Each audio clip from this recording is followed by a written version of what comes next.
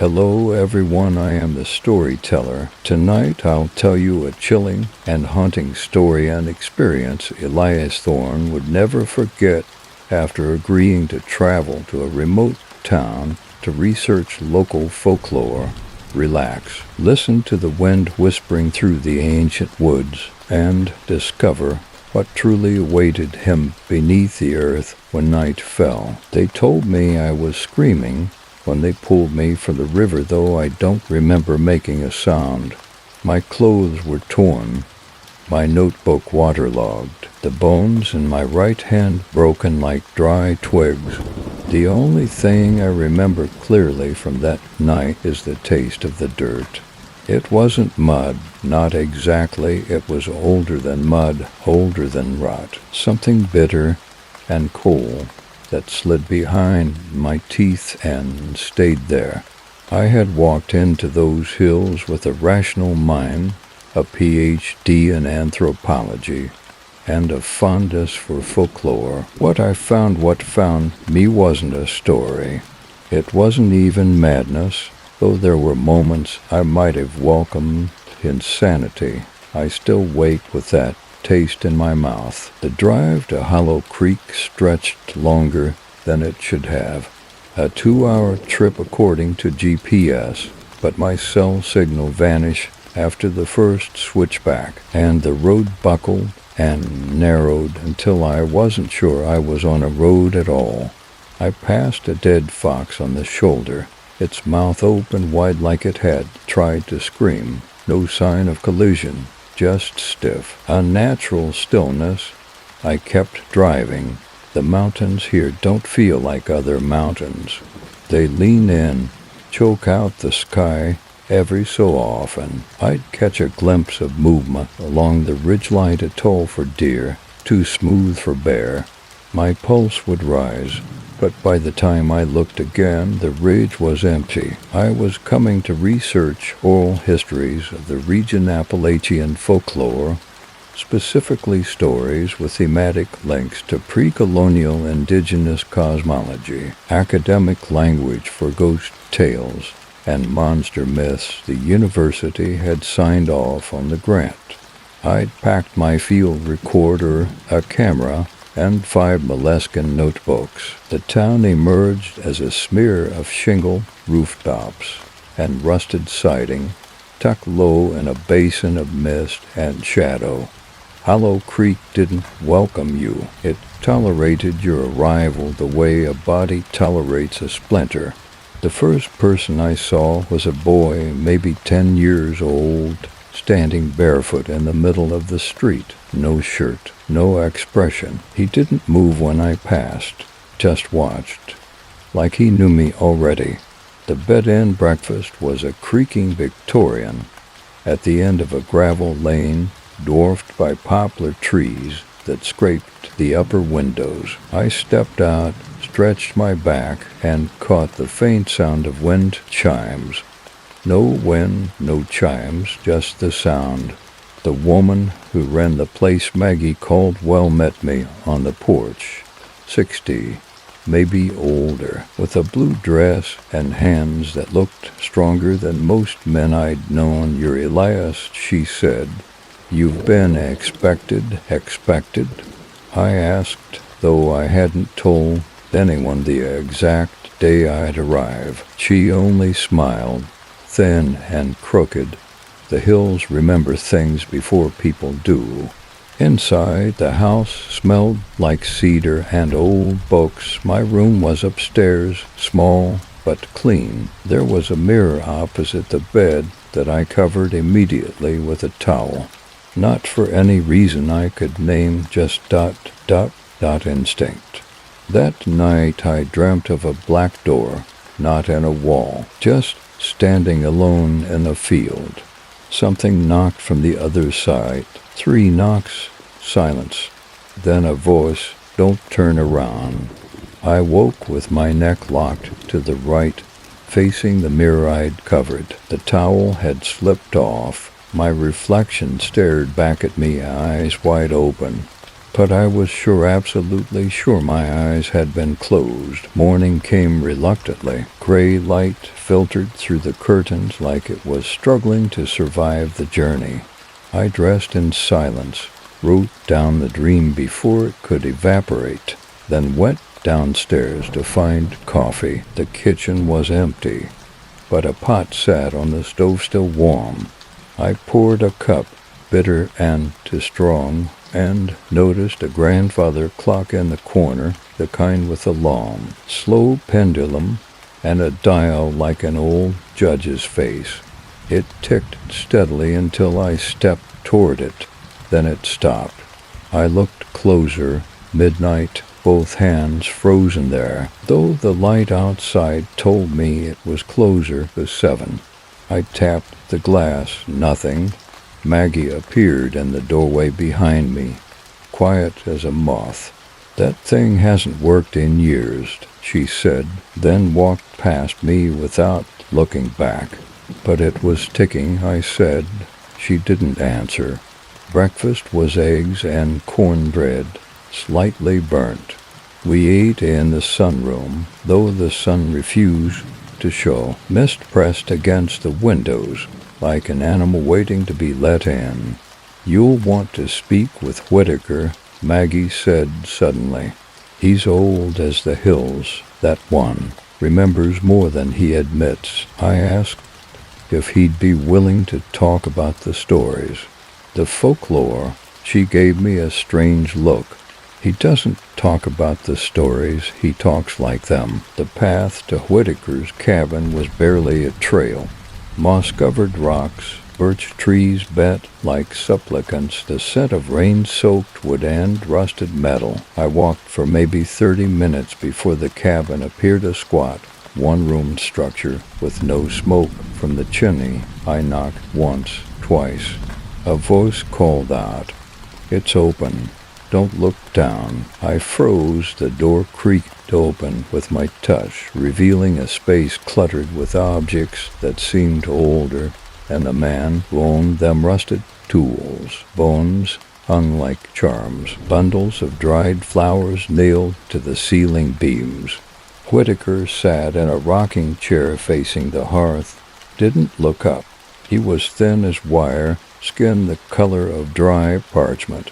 One eye clouded. "You the digger?" he asked. "Excuse me. You come to scratch at graves no one buried?" "I'm an anthropologist," I said, "researching oral traditions."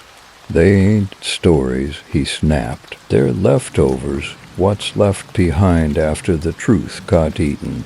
There was a silence then, long and strange. I glanced at a leather-bound book on the table beside him. Its cover was blank, but it felt like it was watching me. "I had a dream," I said before I could stop myself. "A black door in a field. Someone knocked." Whitaker stopped rocking. 3 knocks? Yes, he nodded, slow and mournful. "That ain't a dream. That's a calling." Before I could ask more, he motioned toward the far wall. A nailed-up photograph, faded, a group of men standing in a clearing, backs to the camera, one man at the front with a long coat and something wrong with his shadow longer than the others, twisted. "Where was this taken?" He didn't answer, just said, "You'll find it when it's ready to be found. But it finds you first." On the way back, I took a wrong turn. Or maybe the trail turned without me. I found myself in a clearing I hadn't seen before, a perfect circle. The trees around it blackened like they'd burned and never regrew. In the center, a rock, smooth obsidian, maybe, covered in shallow carvings, spirals, circles, eye shapes. I reached out to touch it, and then came the sound. A deep, low hum that wasn't heard so much as felt, rising from the soil, vibrating through my bones. My vision blurred. My mouth filled with the taste, again bitter dirt, old rot, Something ancient trying to speak through my body. I stumbled backward and ran. Didn't stop until I saw the roof of the bed and breakfast. When I returned to my room, the towel was back over the mirror, folded perfectly. I hadn't put it there. The grandfather clock ticked as I passed it again. Still stuck at midnight, still waiting. That night I couldn't sleep. I lay awake listening to the wind push against the siding, except it wasn't the wind. Not exactly. The rhythm was to regular push, pause, push again, like breath against the outside of the house. At 2:47 a.m. I got up, not because I wanted to, but because I felt watched.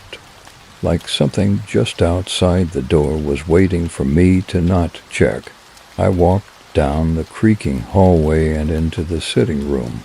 The grandfather clock was ticking again, still stuck at midnight. That impossible sound, ticking without movement, filled the room. Then I noticed it, a drawing pinned to the wall near the staircase. Paper curled with age, maybe 8 by 11 inches, crayon, child's hand. It showed a house, this house, distorted, leaning to one side like it had been bent.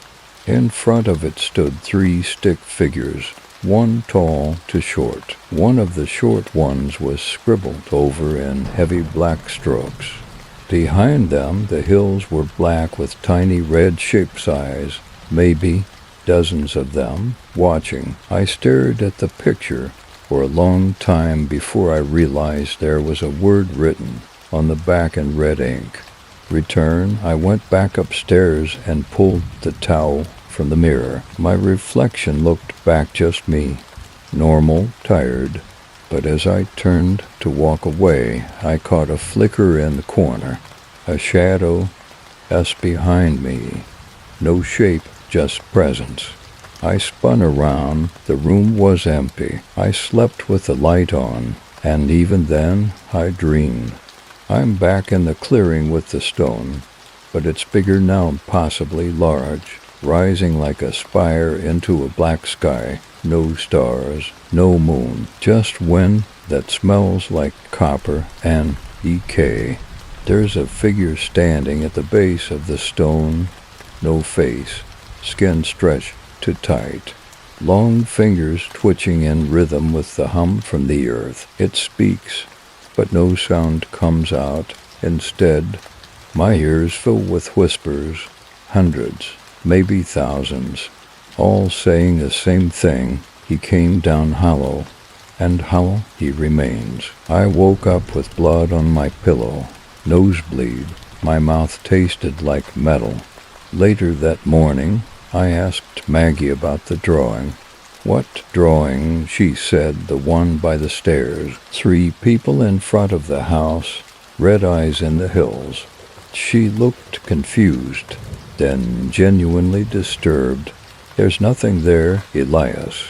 We went to check. The wall was bare, no tack holes, no paper curls, nothing. But I knew what I'd seen.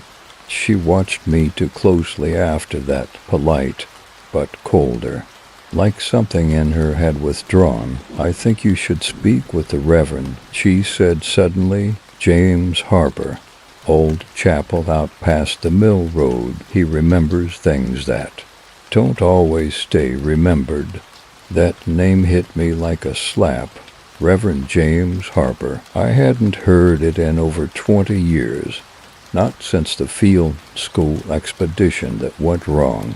The one we never talked about, the one with the cave. I left the house without another word. As I passed the grandfather clock, it began ticking faster. Still stuck at midnight, but the tick was louder now.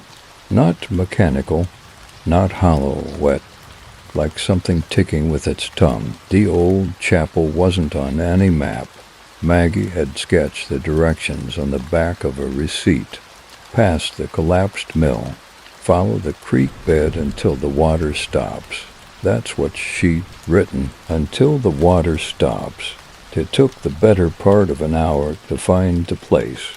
The mill was nothing more than a ruin, half eaten by moss and vines, the wheel long gone, the windows boarded up. The air stank of old oil and rusted nails. The creek was shallow, running sluggish with brown water that looked like it hadn't moved in years. Eventually it just ended, not a trickle, not a taper. It stopped, like something had pulled the plug beneath the earth.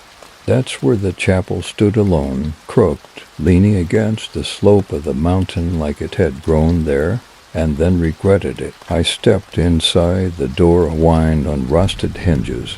Dust hung in the air like spores. Rows of broken pews lined the room, and at the far end a pulpit with a cracked book still open. Behind it a man sat in silence, Reverend James Harper. He was thinner than I remembered, his once dark hair now white, face sharp as a blade. He didn't look surprised to see me. I figured you'd come, he said. I didn't sit. You're supposed to be dead. He gave a tired laugh. Aren't we all? His voice hadn't changed, calm, measured, the kind that made you lean in without realizing it. You remember the expedition? I asked. Back in '04? His smile disappeared. I remember the cave, he said. I remember what came out of it. There it was, that cold weight in my gut, cold like a thing waiting to unspool. We never found it again, I said. You didn't, Harper replied. But I never left. He stood and walked to the pulpit, pulling a small bundle from beneath it, a piece of cloth wrapped around something hard. He placed it gently on the lectern and unfolded it. It was a stone, black, polished, identical to the one in the clearing. Etched into it was a spiral pattern not carved, but grown into the stone, like a vein or infection. It pulsed faintly when I looked at it. They call it the God knot, Harper said. Old word, doesn't mean God like you think. More like what came before names. I reached for it, and his hand clamped down on mine, ice cold. Don't, he said. It remembers touch. The chapel seemed to darken around us. Why did you stay? I asked.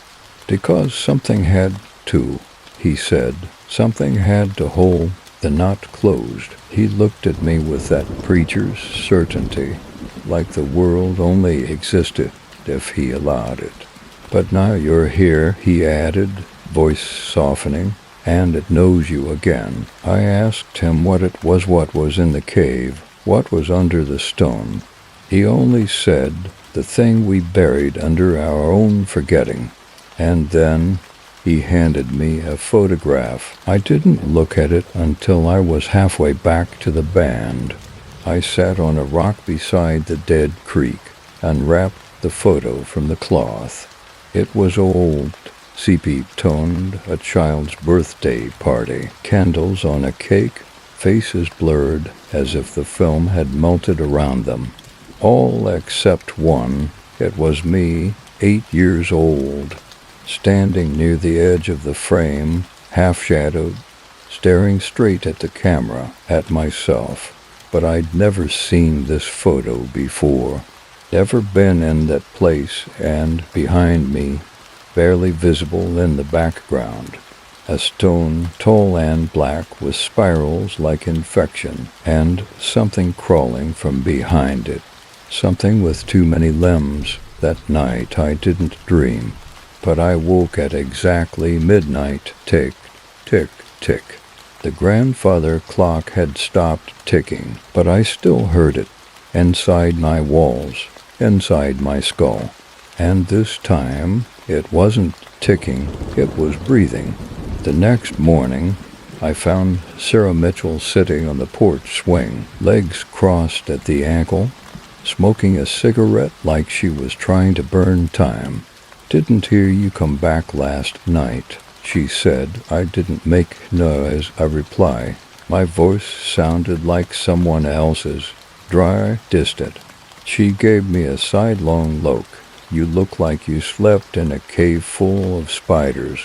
I didn't respond. Instead, I sat beside her. She offered me a cigarette. I didn't smoke. I took one anyway. You believe in any of this? I asked. The stories, the watchers, the dot, dot, dot breathing clocks. She exhaled smoke through her nose. I believe this town lies so well it forgot how to tell the truth. Have you seen anything? She thought for a moment. Not seen.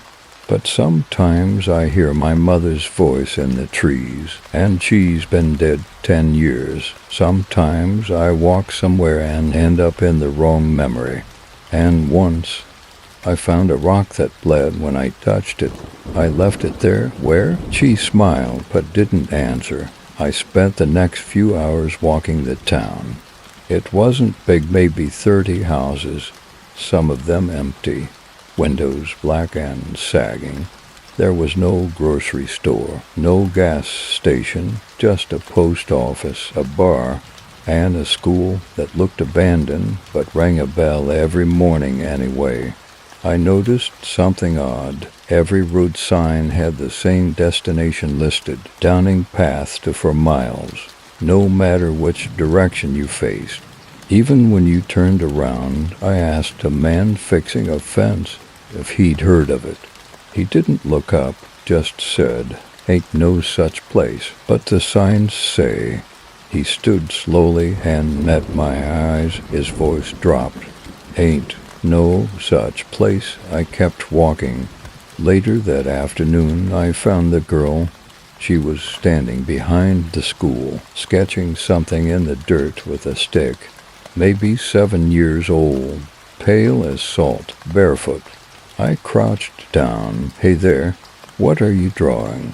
She didn't answer, but she didn't run either, just kept dragging the stick in looping shapes, spirals, interlocking, endless. I felt dizzy looking at them.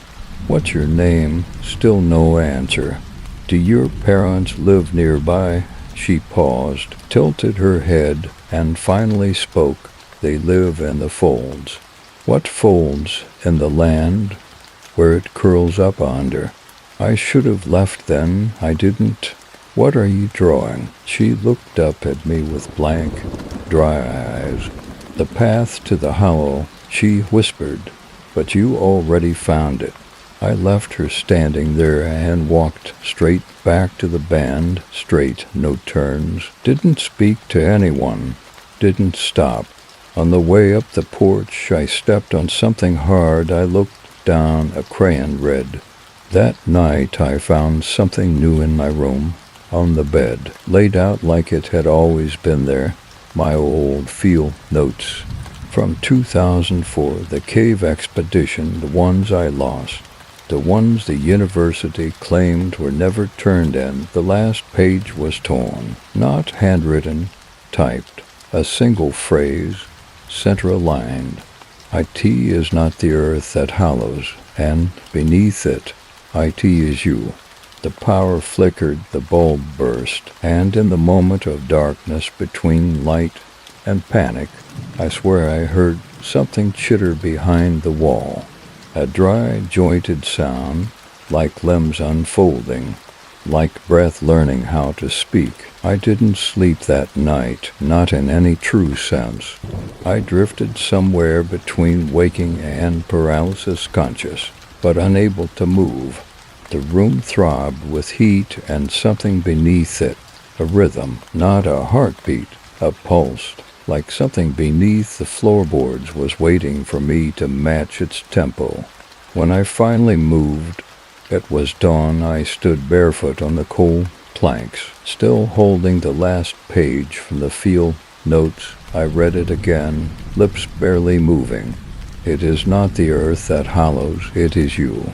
There was dirt under my fingernails. My feet were coated in it, but I hadn't left the room at breakfast. Maggie didn't look up when I walked in.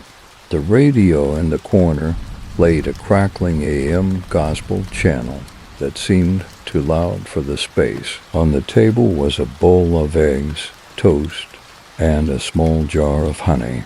I sat across from her. "Where did you find my notes?" She stirred her tea without answering. I asked again. This time she looked at me. Her pupils were wrong. Too dark, no reflection. "They've always been here," she said. "You just forgot to look. Don't play games with me." "I'm not." She leaned forward. "You're just asking the wrong person." "Then who should I ask?" She didn't hesitate. "The one in the folds, that phrase again, that goddamn phrase. Tell me what that means." She blinked, then whispered like she was remembering something too big for the room. "It means you're not above it. You're in it, you always were." I left without eating, walked until the trees swallowed the road again. No real direction, just the knowing sense that if I didn't move, it would. I ended up near the collapsed mine shaft.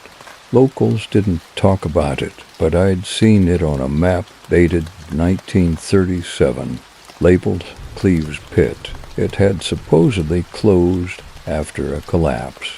No rescue, no recovery. I found it by accident. The woods opened like a wound, and there it was, black earth torn back, iron supports twisted and half swallowed by moss. A rotted sign read, "Keep out, state property." At the edge of the shaft was a post, nailed to it 3 photos, weather-worn and nailed in a triangle. All children, none smiling, and none I recognized. Except on the back of one photo, someone had written my name in pencil, my handwriting, but it was dated 1991. I was 7 years old, same age as the girl behind the school. I turned around. She was standing 10 feet away. "Same blank eyes. I used to live down there," she said, pointing to the pit. "No one lives there," I said.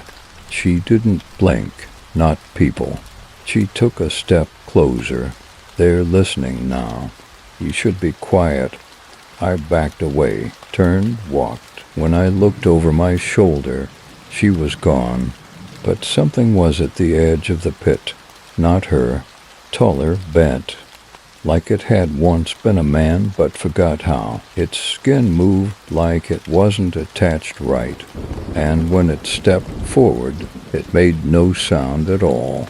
I ran all the way back, locked the door behind me. At night, I searched the band from top to bottom. Basement included nothing, until I opened the linen closet upstairs. There was something scratched into the back wall. Long, gouged letters.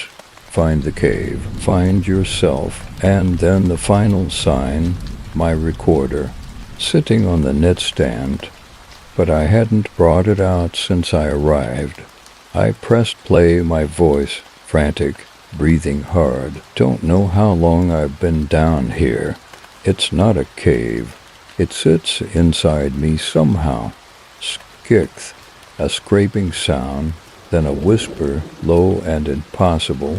"You're only remembering forward." I didn't leave my room for 2 days, not because I couldn't, but because I was afraid that if I opened the door, it wouldn't be the hallway outside anymore, that it would be something deeper, something waiting to finish what it started. The recorder kept playing even after I took the batteries out. I smashed it on the floor. It stopped for exactly 1 hour. Then it began again. Speaker shattered. No power source. A single looped whisper. "You were the first hollow. You'll be the last." On the 3rd morning, I walked into town, and it was different.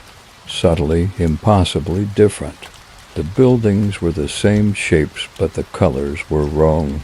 The signage was old, sun-bleached, and hand-painted where it had once been printed. People I'd seen before were there but younger, no recognition in their faces. I passed the same child I'd seen on the first day, the barefoot boy. This time he had both eyes. He didn't speak, just handed me a folded piece of paper. I opened it, a map, rough, hand-drawn, no labels, just a trail. A red X marked the end with a note beside it, where the stone opens and the voice begins. I looked up, the boy was gone. I stopped at the library, if it could be called that. One room, fluorescent lights, a single volunteer inside, Laura Hayes, the deputy. She looked up from her desk like she'd been expecting me. You finally showed, she said. You're later than last time. I froze. What do you mean last time? She closed her book. You don't remember? Not yet. You will. We all do. Eventually, I sat down across from her. Tell me what's going on. She shook her head. You ever hear of the howling? Is that what this is? No, she said. That's what you are. I didn't move. She slid a folder across the table. Newspaper clippings, faded photographs. One showed a much younger version of me, maybe 17, standing next to a woman I didn't recognize in front of the Hollow Creek welcome sign. The headline, Local Youth Missing After Caving Expedition, Body Never Recovered. I read the date, June 16th, 2004. I wasn't missing, I said. We called off the expedition. There was a cave-in. I got out. She looked me dead in the eye. No, Elias, you didn't. I left without the folder. Wandered past the school again. The bell rang. No one came out. But something moved in the window. A face not human. Not human. Thin. Angular, like a mask carved from memory, watching me. And then it smiled, not kindly, like it recognized me. Back at the band, the grandfather clock had changed. Still ticking, but now it read 1:16. I sat and stared at it for nearly half an hour. The hands didn't move, the ticks didn't stop, and the air felt thicker, like time had a weight. Upstairs, in my room, the mirror was uncovered again. This time there was writing on it, not backwards forwards, as if whatever wrote it knew I'd be looking from the other side.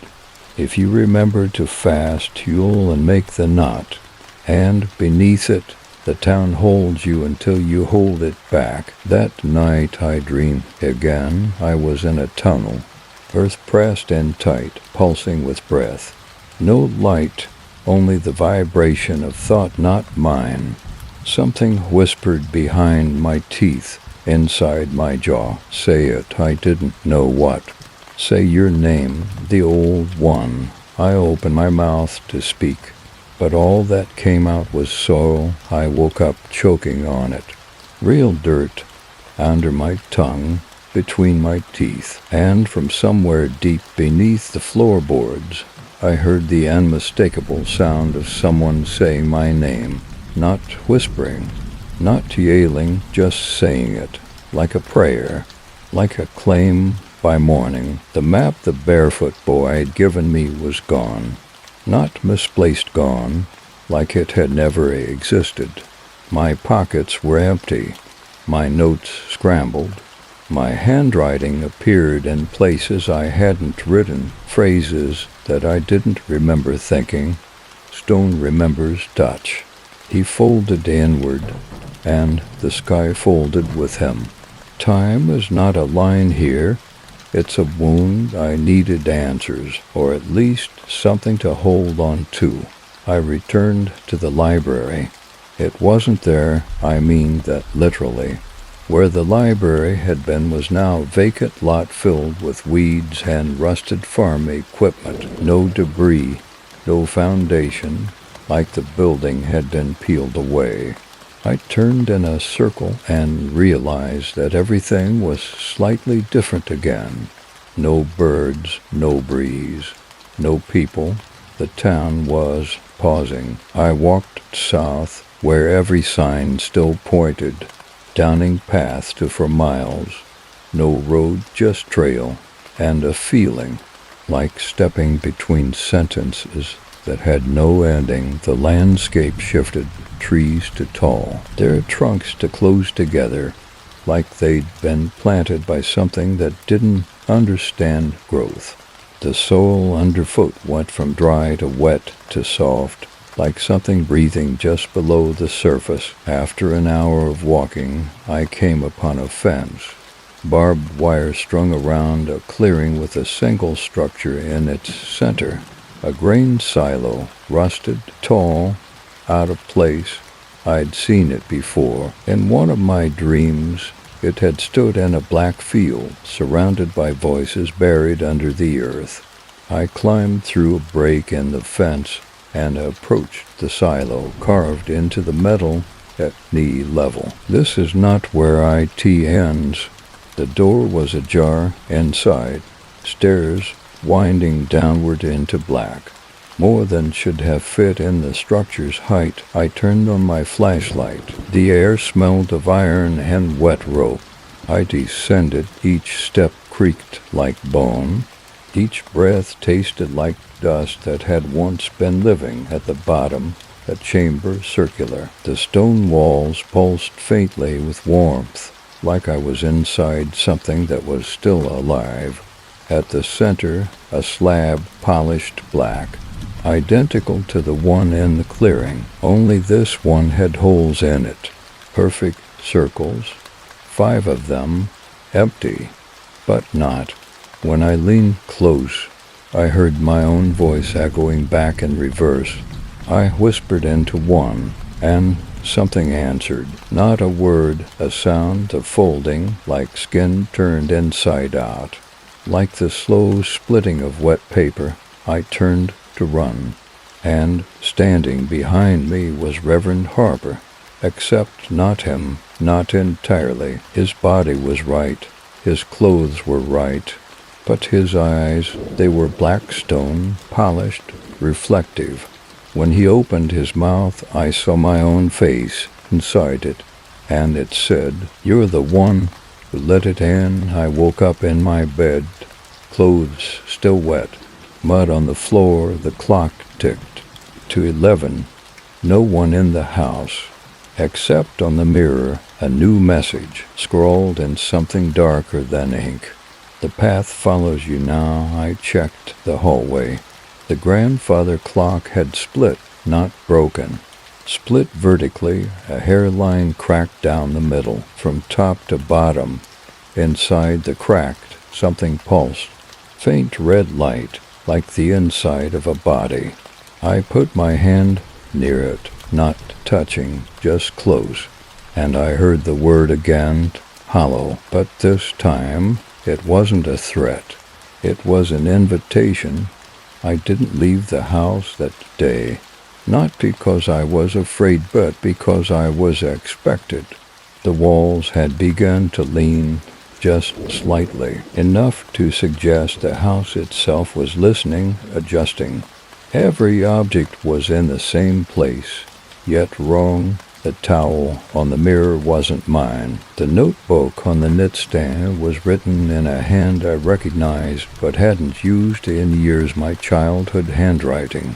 Pages torn from somewhere else, scribbles, circles, one phrase repeated, scrawled in thick pencil, 5 witnesses, 1 hole each. At noon the doorbell rang. I froze. No one had rung the bell since I arrived. When I opened it, Sarah stood on the porch. She was pale, eyes bloodshot, clothes wrinkled like she hadn't slept. She handed me something, a tooth, not human, too long, too curved, still wet. "I found it in my bed," she said, under my pillow. She didn't wait to be invited in, just walked past me, into the house, toward the grandfather clock.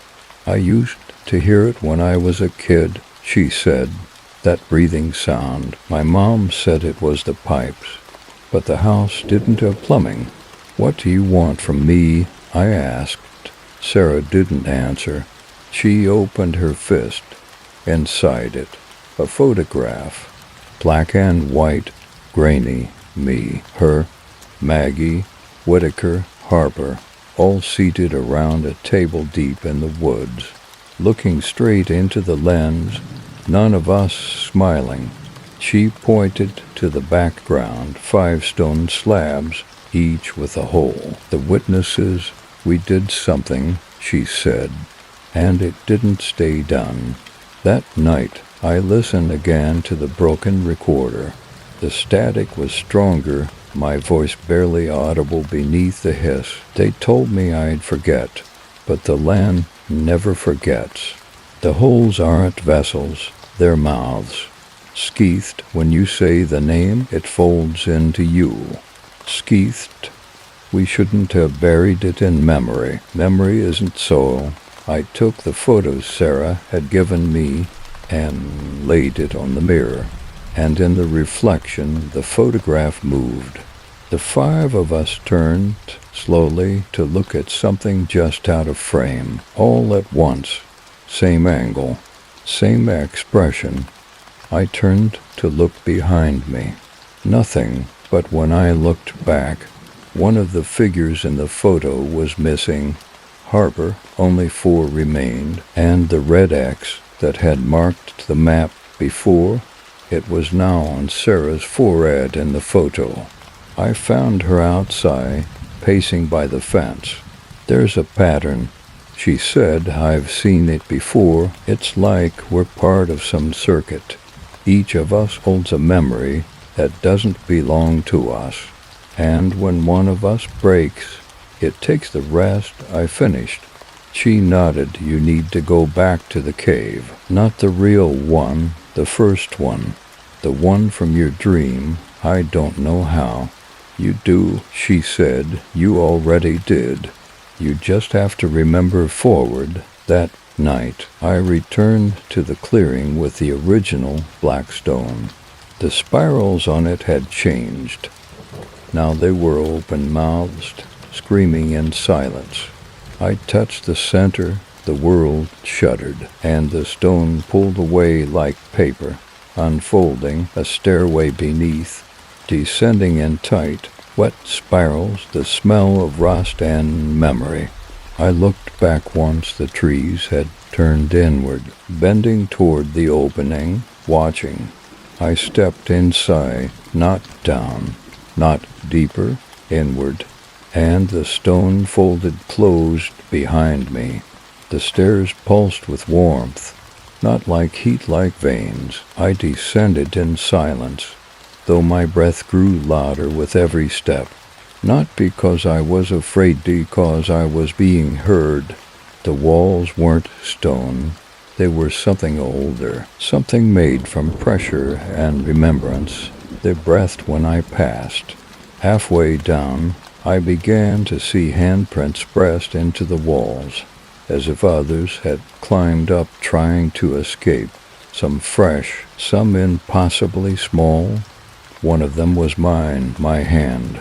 My fingers exact. I hadn't been here before, but I'd left something here. The stairs ended in a room with no visible light source, yet I could see everything. A domed chamber, 5 stone chairs placed around a central altar.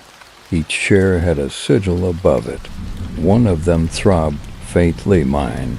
The altar held an object, not an artifact, not a relic. It was a jawbone, massive, human-shaped but wrong, too wide, too smooth. The teeth fused into a single ridge. As I approached, I heard the others' voices, distant, muffled. Maggie, Whitaker, Harper, Sarah, arguing, praying, screaming, memories, but not mine, not all of them. I was inside something that stored memory like water stores reflections, distorted, echoed, but true. I placed my hand on the altar. The room split, not cracked peel, like a film being pulled from my eyes, and I saw us, the 5, the original witnesses. Years ago, maybe decades, maybe centuries. We had come here to bury a voice, something we found in the fold of time and mind, something that had no body, only memory. But it didn't want to be buried, so it hollowed us. We had tried to trap it in a loop, a recursive forgetting.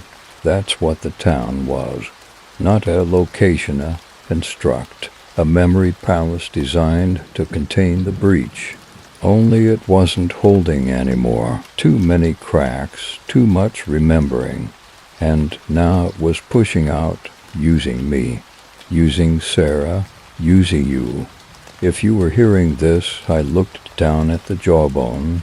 It was humming now, low, deep, familiar. The same sound I had heard in my first dream.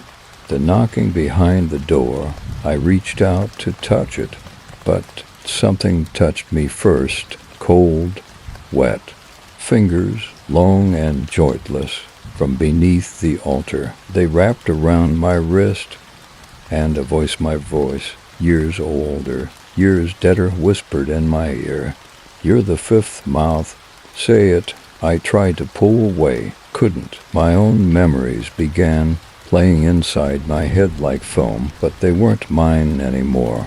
They were being edited, spliced, twisted into shape, each image folding into the next. A child's drawing, a mind with no bottom, a face with no eyes, a mirror covered in words, a town with no map, a God with no name.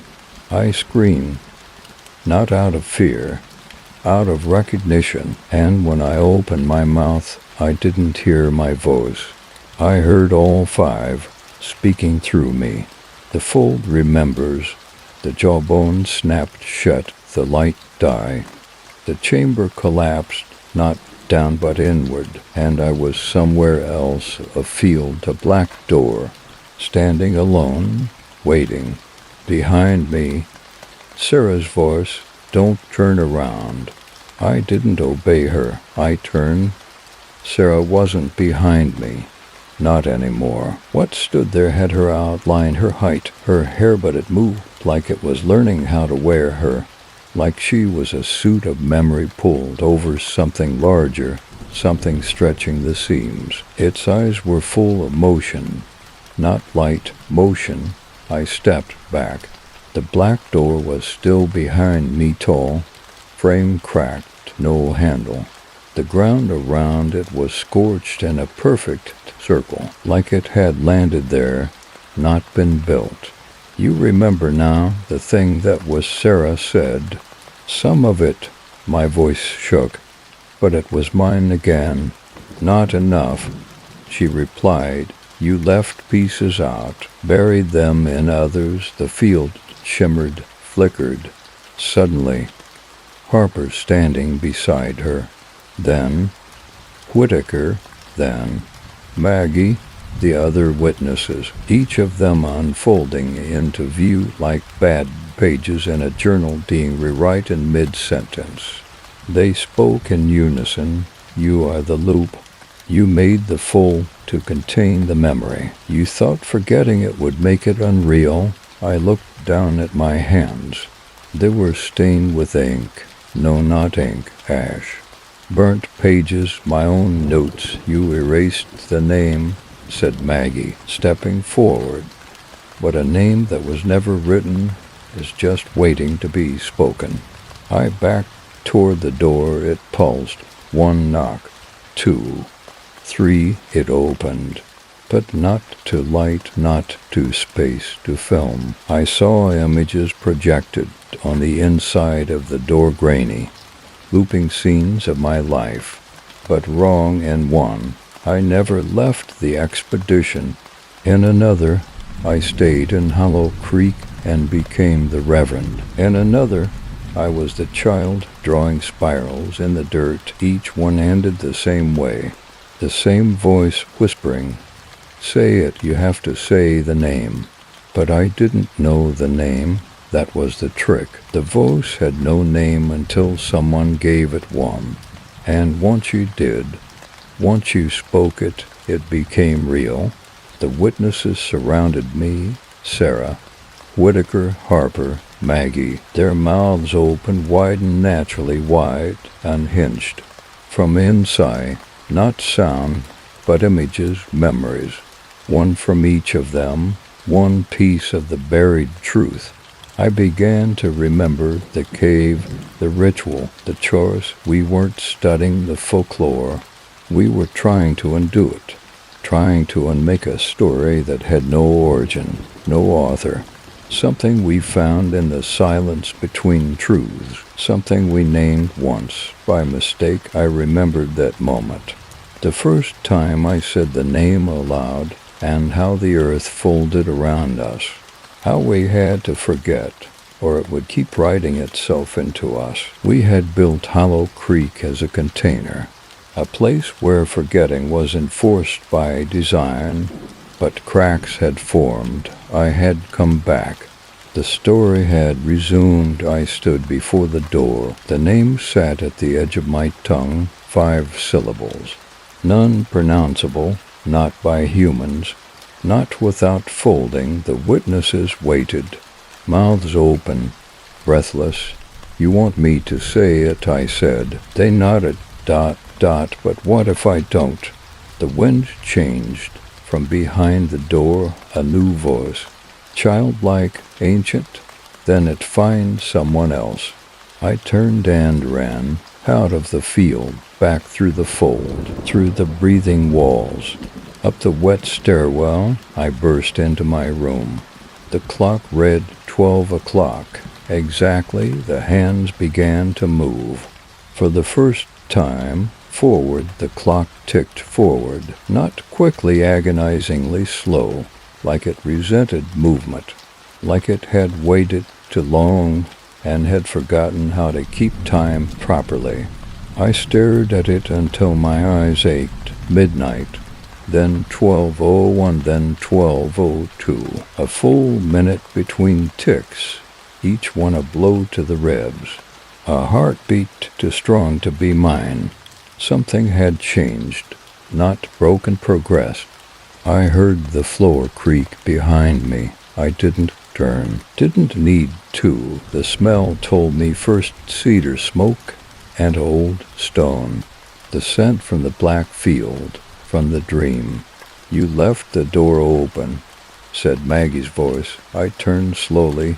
She was there, only she wasn't. Her face wasn't fully set, like clay half-formed. Her eyes didn't blink, they pulsed. She held out a page, my journal, the last entry I hadn't written yet. We hollowed ourselves to bury the voice. We left pieces in each other, but you, Elias, you were the key. You were the silence we used to bind the name. She smiled. Now that you've remembered. I shook my head. I haven't said it. You will. Her mouth opened wider, unnaturally, the way it had in the photograph.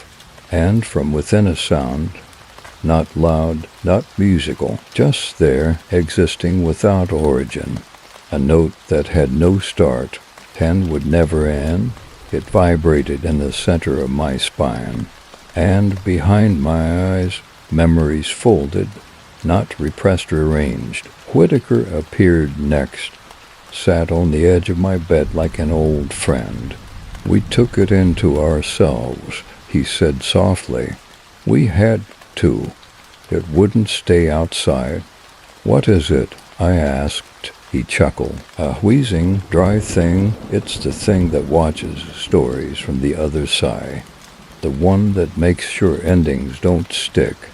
He looked at the mirror. You made it look human when you gave it a name. That was your sin, and my punishment. You lived. Then Sarah's voice from the hall. We're all just binding agents now. Elias, meat locks on a cage made of memory. The sound grew. Every wall vibrated. The house folded. Not down, not in, but sideways.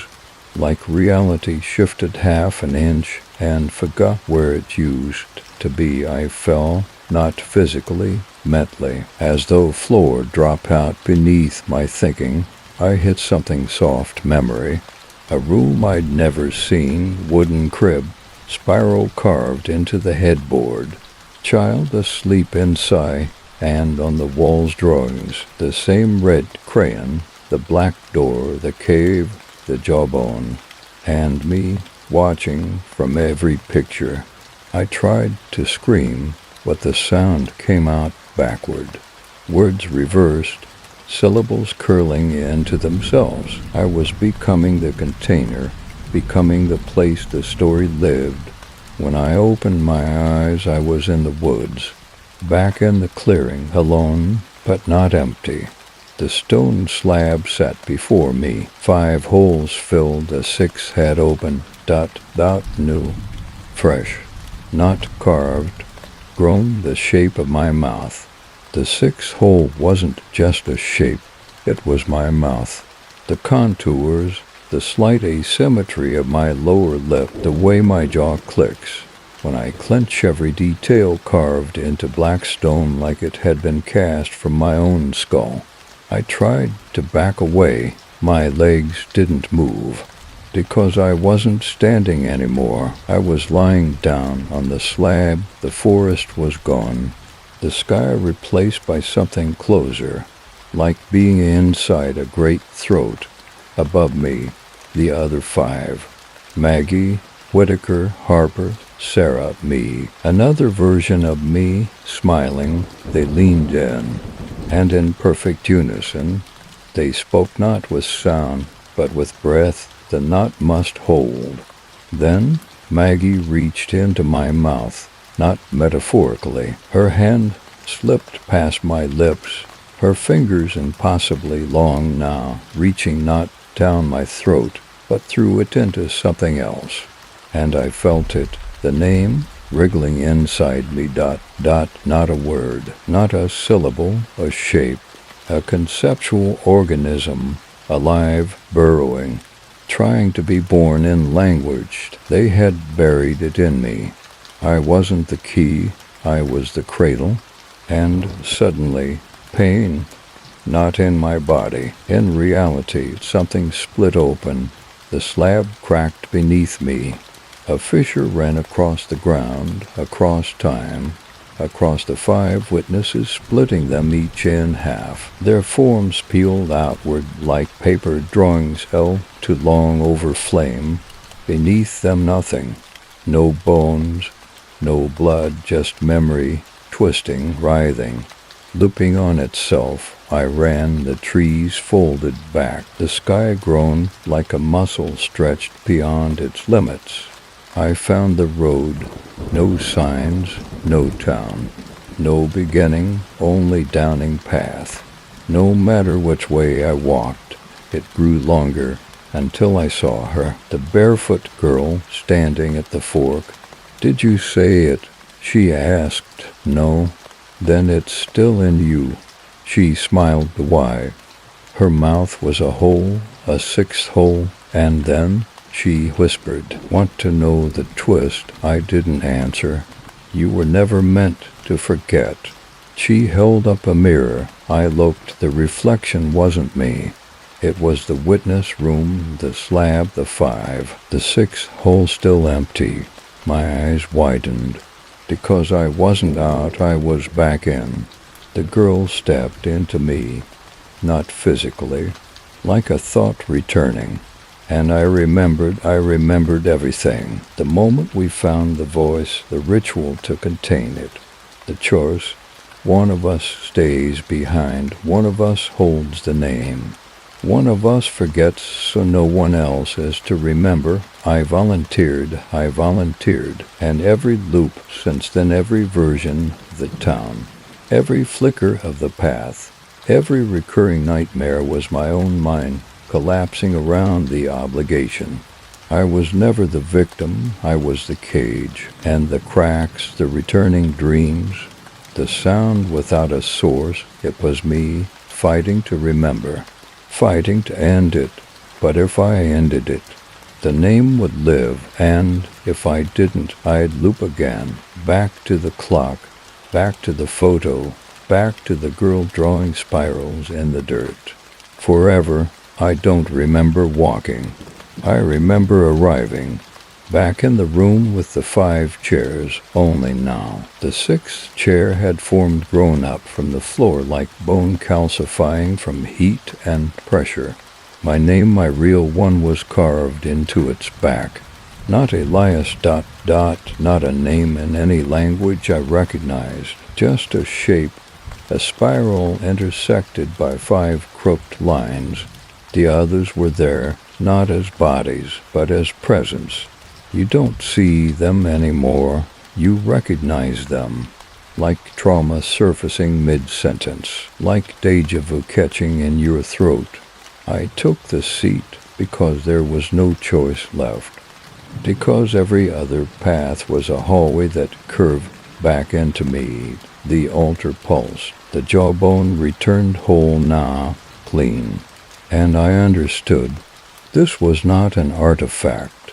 It was a threshold. You don't open it. You speak through it. I leaned forward. The others leaned in unison. Speak it. And seal the knot again. But the knot didn't want sealing. It wanted resolution. It wanted a true ending. And I was no longer sure it deserved to be locked away again. How many times had I erased myself to protect a world that wouldn't even know it? How many iterations had I walked this path, each time older, each time thinner, each time more broken? And the truth was simple. This wasn't mercy. This wasn't bravery. This was fear. We hadn't contained the voice to save anyone. We'd done it because we were afraid of what would happen if it wasn't us who controlled it. The knot wasn't a prison. It was a claim, our claim on the story. So I did the one thing I had never done in all the loops. I said the name, not in English, not in sound and shape. I carved it into the air with my breath. I bent my spine into its angles. I let my mouth become the 6th hole. The room ruptured, not with noise, with realization, and I was everywhere again. In the school hallway, watching myself walk by in the woods, watching myself draw the spirals in the church.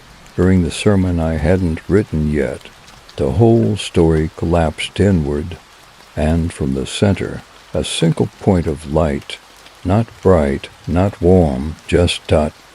clarity. I woke up in a hospital bed, white ceiling, white sheets, plastic wristband, Thorn, Elias, observation. A man in a lab coat sat at the foot of the bed. He looked exhausted. He was holding a tape recorder. "You've been gone 7 days," he said. "Where?" I asked. He didn't answer, just held up a photo of the altar. Empty, no chairs, no slab, just an open field, burnt black. "Do you remember anything?" he asked. I smiled, nodded, and said nothing, because I understood now. The only way to win was to carry it quietly, to let the world forget again, to seal the knot not with words, but with restraint, because the name's only power is being heard, and I'm the last one who remembers how to say it. And as long as I stay quiet, the fold holds. But someday, maybe in a dream, maybe in a whisper, on a tape recorder left running too long, you'll hear a voice. It'll sound like yours. It'll ask, "What was the name?" And if you answer, we begin again. They released me on a Friday, clean bill of health. Psych eval stable, no signs of trauma. The doctors called it a fugue state, said the stress of isolation, academic pressure, and overexposure. The regional folklore had triggered something they'd seen before in field researchers. They said I'd imagined Hollow Creek. I nodded, smiled, signed the discharge forms, but I kept the spiral scar on my palm. The taste of dirt still hit the back of my throat in quiet rooms, and I hadn't been able to sleep without a mirror facing the bed since. Back home, I moved through days like I was wearing someone else's body. Things worked, the stove, the lights. My name still functioned, my voice still came out when I spoke, but sometimes just before sleep, I'd hear a knock, not on the door, inside the wall, inside the mirror, inside me, 3 knocks, pause, then a voice I knew too well. It's time. I didn't answer, not anymore. I returned to the university after 6 weeks. They'd replaced me with a younger adjunct. My office had been cleared out, except for one item left on the shelf, as if deliberately placed there, a black stone, not large, palm-size, smooth, the same spiral shape etch faintly across its surface, and beneath it a note and sign. They never buried it in the earth, Elias. They buried it in story. You were the ending. We just kept you on the shelf. That night I recorded a message, not for publication, not for colleagues, just for someone, someday, who might need to hear the truth. This is what I said. If you find this tape, it means the knot has slipped again. You might think you're dreaming. You're not. You might think the names don't matter. They do. You might think you can understand the fold. You can't, but you can feel it. It's the itch behind your memory, the wrong face in an old photo. The shadow that moves before you do. You'll be tempted to name it, to explain it, to speak it. Don't. I already did. That's why I can't forget. And that's why I can't sleep. I sealed the recorder in a lockbox, dropped it in a quarry outside town, watched it vanish beneath the black water. I told myself it was over. I almost believed it until tonight, when I woke up, mouth open, dirt on my tongue, and 5 words written in the condensation on the mirror. You said it in your sleep. There is a small town in the hills where the roads change direction when you're not looking. No one remembers founding it. No one remembers leaving. They say there's a man who walks the ridge at night, muttering names into a broken tape recorder. They say he never stops walking, because if he rests, if he listens back, the story begins again, and next time it might be told through you.